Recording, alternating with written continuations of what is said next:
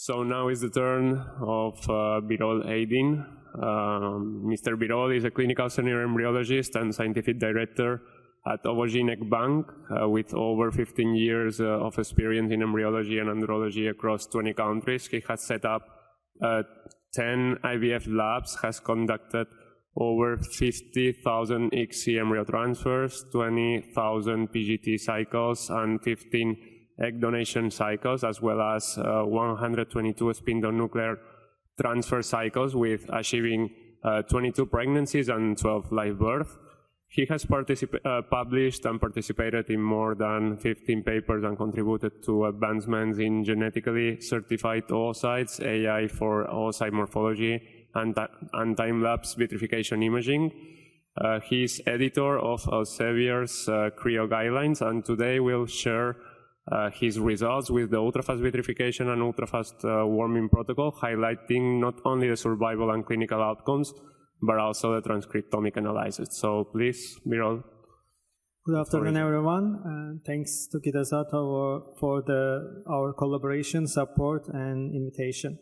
So as we know that ultra-rapid vitrification and warming now is the trend topic in IVF area, so because it's making our job more easier, more efficient. But of course, when we get some technologies or techniques to our laboratory, the main concern if those technologies are really safe for our patients. So we are here now more focused on the safety side and efficacy side of ultra-rapid vitrification and warming. So first of all, we have to understand that to find out the safety of the one lab techniques, there are two ways to do it. The first way, as a traditional way we many times are doing, this is a beyond of the research, of course, we just adopt these technologies to our laboratory and to use and to find out the clinical result for the patient. If that clinical results are good, as we are thinking, okay, this technology is fine and we can adopt to our laboratory. But of course, as a scientifically and ethically situation a little bit different, because this is long term of the life of the human. So we are part of creation of the human, and we have to understand that this really should be safe and efficacy for the patient. So the second way, of course, to check the transcriptomics. So the transcriptomics may detect at gene expression level, which is very difficult. In whole cell biology now, there are only one research for the mouse oocyte stage for the transcriptomic, which is limited only with 2 samples. So our study is the first large-scale testing for the single-cell gene expression on the RNA-based. We already tested around 48 samples, which I will explain that how study was working. So as of course oocyte, there are different stages, immature stage, mature stage, so that different gene expression we are getting from the RNA level. So we are here the focus mostly for the maturation stage, the fertilization stage, and also embryo development stage for the transcriptomics. As on the embryo stage, of course, that we have also different level of the embryo development. As a morphokinetically, we were testing for the zygote stage, day 3 stage, and also day 5 and day 6 embryonic development stage to identify the critical gene mutations, which is mostly effective for the molecular stress level, which is increasing because of the techniques or technologies. As mainly that this hypothesis is very important when we accept one technology or technique to our lab, we have to evaluate very well. So firstly, we created as hypothesis, okay, hypothesis is saying ultra-rapid vitrification and warming can increase the efficacy and efficiency. But from second side, that we have to make the immediately animal study.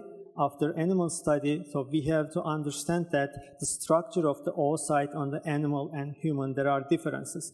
For the zona permeability, for the zona birefringes and the spindle configuration, it shows differences. So that means if you are receiving with the mouse animal study that a high survival rate, that doesn't mean with human oocyte you will get the same, because there are different parameters and the components which is effective here for the post-ICSI timing, for the morphokinetic development for the lab condition for the animal model and human model are totally different.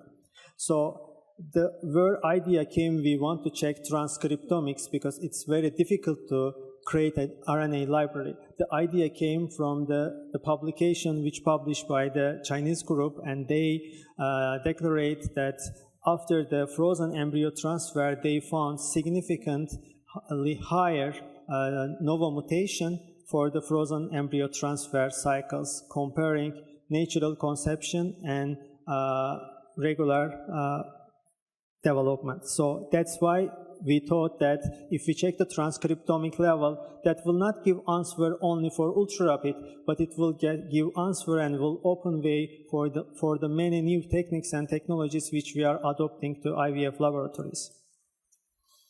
As the main challenging for the cryopreservation is basically for oocyte stage is the low survival rate. Of course, ice crystal formation, we mostly manage that with the conventional vitrification, but still that we couldn't achieve high survival rate on the oocyte stage. So that osmotic stress risk and the cytotoxicity risk, it was still considerable, and we were searching answer to those questions as well. So between ultra-rapid vitrification and standard conventional vitrification, basically the conception of the media is the same. So we have no huge difference.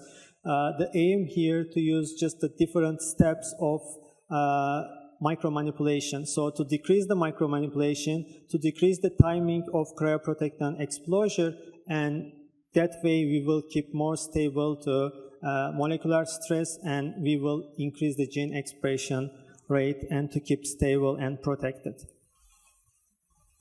The same thing for ultra-rapid warming. So for ultra-rapid warming, once, especially for the donor egg banking, it's very crucial because we are freezing most of us as a frozen cryo egg, and we have to thaw them with a small batch of eggs in the safety and high efficiency. Of course, here it is very important to increase survival rate that will affect directly cumulative blastocyst rate as well. So the same thing, either 1.2 molar trehalose, either 1.0 molar sucrose. So the one-step thawing solution that will solve exchanging time of the 60 seconds between cryoprotectant and the water exchange as a safety. So the traditional technique which we were keeping like 1 minute on the TS solution, and then we were moving that half molarity of the DS solution, we were increasing two risks. The first risk, of course, because the molarity exchange, the zona permeability get lower, zona birefringence get lower, and the most of the eggs were degenerating on the dilution solution stage as DS stage. So ultra-rapid warming to avoid the help to minimize the micromanipulation, especially which is coming through the lab condition and skills of the embryologist. From this perspective, it brings big advantage for the high survival and blastocyst efficacy.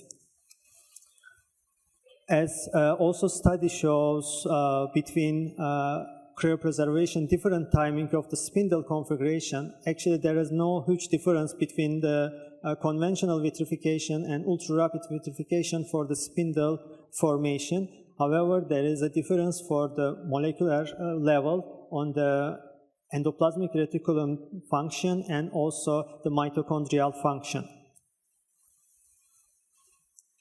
As the same study, we're focusing of the fresh and ultra-rapid and frozen cycle with ultra-rapid to different cell stage as immature oocyte as GV, M1 oocyte and M2 oocyte. So the study aimed to show with the ultra-rapid vitrification, we are independent from the oocyte quality. That means any kind of the oocyte, the different maturity stage still can survive. But of course, efficacy of the blastocyst rate or cleavage arrest rate depending of the potential of the eggs. As our study, we're analyzing mostly around 1,700 oocytes, the sibling oocytes between conventional and ultra-rapid with the 6 pilot clinic, which has a different experience of the embryologist, different lab condition, and they were focused on to make their own culture media. Each of them are using different. So we aim to get ultra-rapid vitrification is independent also from the embryologist skill and the lab condition. So here the most important data what we get, the comparing conventional rate for such many oocytes, 57.34% of the used blastocyst rate, comparing conventional warming and vitrification, that is pretty high. Of course, on this stage, euploid blastocyst rate also increasing. As our transcriptomic study, the objective was to evaluate the metabolic and secretome phase of the embryo development and also ultra-rapid vitrification, how affect in the mid-infrared spectrophotometry, also RNA sequencing. So what we did, we used around 1,214 sibling donor oocytes. We used them the two groups. Half of them freeze by ultra-rapid vitrification and half of them freeze by conventional vitrification. And we thawed those oocytes same as ultra-rapid and conventional warming. And we made ESHRE embryo culture.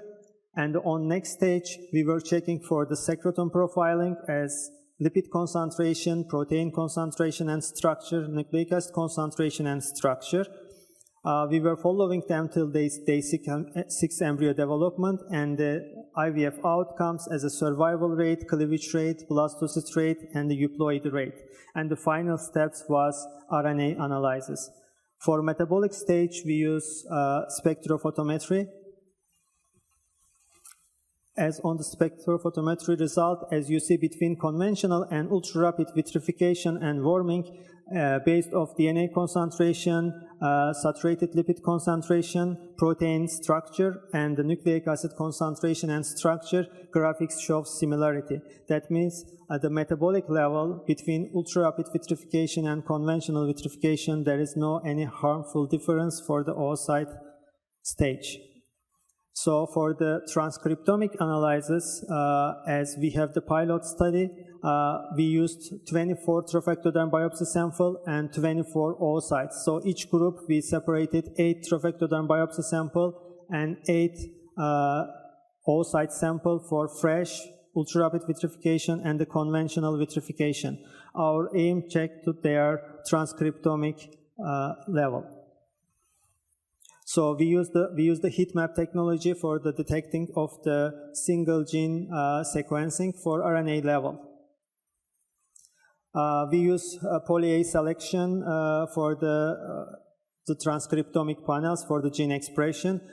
We avoid and disclose from the study for the ribosomal proteins.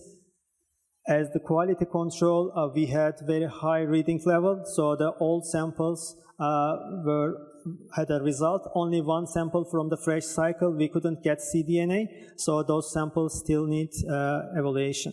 So as a morphokinetic parameter, we were checking the post-ESHRE degeneration, which is important, cryosurvival rate, and also we were checking high-quality day 5 blastulation rate.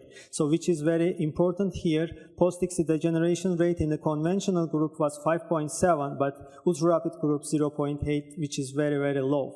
And another limitation which we are getting from the cryo oocytes is high-quality day 5 blastulation. So it was conventional group 29.9, which I am talking only AA, AB, and BA quality, and the ultra-rapid 46.5, almost double, which is very high. As heat map analyzes, as a principally how system is working, so we are checking the different, many of the gene expression, of course, many of the gene mutation. So as you see in the left side, those are for oocyte, and the down, which you see, those are for the trophectoderm biopsy. So the localization of the oocytes for the fresh, frozen, and ultra-rapid is the same place, but when you see the demographically show difference for the trophectoderm biopsy, so that make us big concern as trophectoderm biopsy or blastocyst freezing for ultra-rapid vitrification and warming still may not be safe for perspective of the transcriptomic and novo mutation. So for oocyte, we get high efficiency, but for blastocyst, we have concern. As a conclusion, so we can say ultra-rapid vitrification and warming can keep cell viability and cell structure in high level, and it can keep also the mitochondrial function and organelle function in the maximal stage. Also, it's shortening time, and limited micromanipulation can increase the efficacy and efficiency of the embryo development and the survival rate. And the one-step rate rotation protocol also allows to make the faster lab job, so to decrease the post-ESHRE degeneration and increase blastocyst efficiency. Thank you very much. Thank you very much, Birol, for your amazing presentation. Congratulations for your